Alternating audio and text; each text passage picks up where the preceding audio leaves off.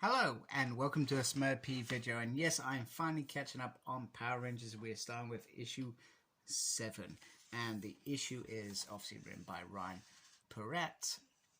Francesco is on illustrations, Rao is on the colors, and as always, Ed is on the letters. And the game begins with a game of whatever it is called, and Zach and the Booty Cat are kicking Jason and Draken's butts, should we say. And I do love this bit. So Zach's boasting about them kicking their butt. However, Draken exploits how he makes jokes and his confidence. And it's almost like he's saying, you know, you're insecure. It's brilliant. It's brilliant, Draken, and it's what's expected from a bad guy, which is brilliant. However, Zach plays dirty and electrocutes him. So, which apparently in the rules you can do. Let me just try and get the camera a little bit better. Apparently you can do.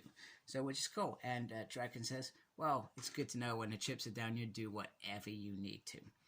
Trini is a bit peed off and reminding Jason that he needs to be careful with Draken, because the moment it goes wrong, he's gonna have a knife in his back, maybe literally.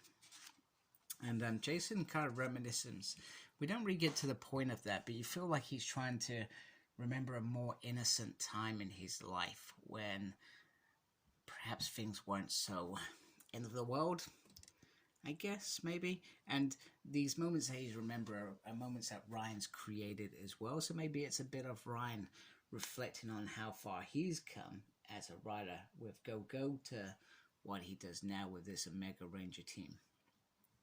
So anyway, they establish a pathway for the Imperials and perhaps their next victim. We also learned that 2.3 million creatures have also been destroyed. Zach's conscious of what are we actually going to do when we come across these creatures, and Trini believes using the Zord that they can create some sort of vortex that can take them out. They also debate whether they should be trying to find Fourth Ranger, the Blue. Obviously Kia isn't there, but they can, you know, find a new one. Draken makes a joke about how, oh, Blue's not really my color, like he was ever going to be a ranger. Maybe he is, who knows. Maybe that's the moment he betrays him. Maybe Ryan's inkling at the future.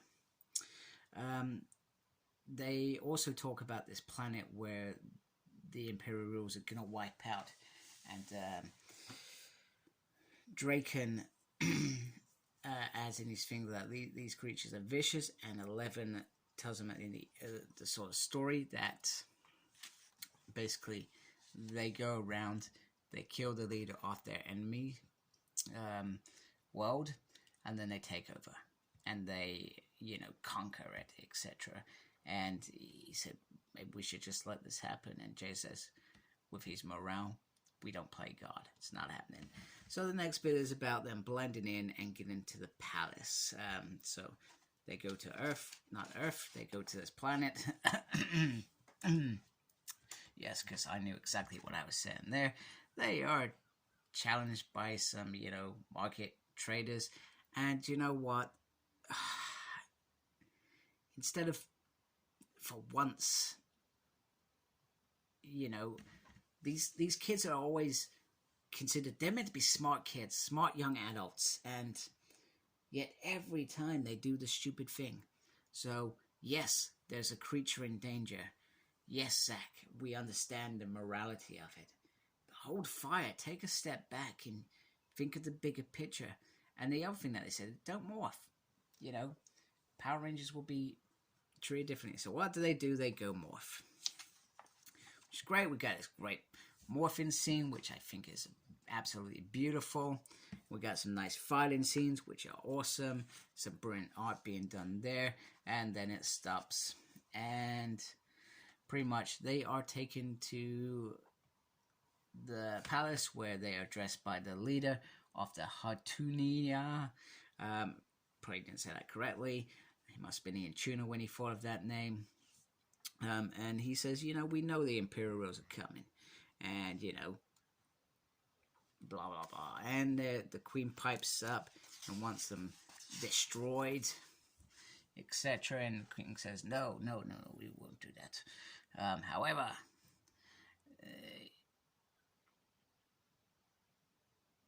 she reminds him that the Rangers cannot be trusted. And then he thinks about it. He thinks about the Rangers in the past.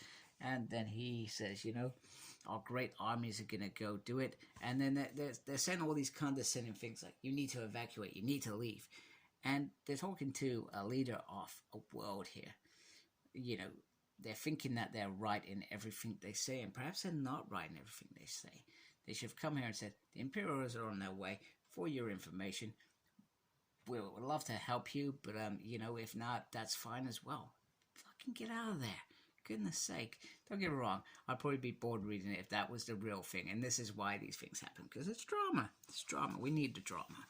Otherwise we'd be bored. But you just sometimes think, how does this happen? How do they not fought? So they're sent off to be destroyed. Some aliens are killed. And then they escape. And you know who escaped them? The one with the biggest mouth. The Queen. The Queen... Empress Errol Till. And even though her husband's quite happy with it, she's begging the Rangers to save her people. So it was a good issue. I'm glad to see that we are finally moving towards perhaps a confrontation. Glad that bit is moving along rather than it's beating around the bush, should we say. So glad it's moving along. Glad we are finally seeing some stuff happen. And hopefully a battle soon. And I'm hoping this leads to some big crossover with the Earth Rangers, because it can easily be done. Battle for the Universe, or whatever the hell Ryan wants to call it. I'm going to read it. It's going to be awesome. Fantastic. So, there we go. So, please subscribe to my channel. I really appreciate that. Just hit 1K. So, thank you very much to everybody who's subscribed to my channel. I really do appreciate the support from everyone, and embrace geekiness. Take care. Goodbye.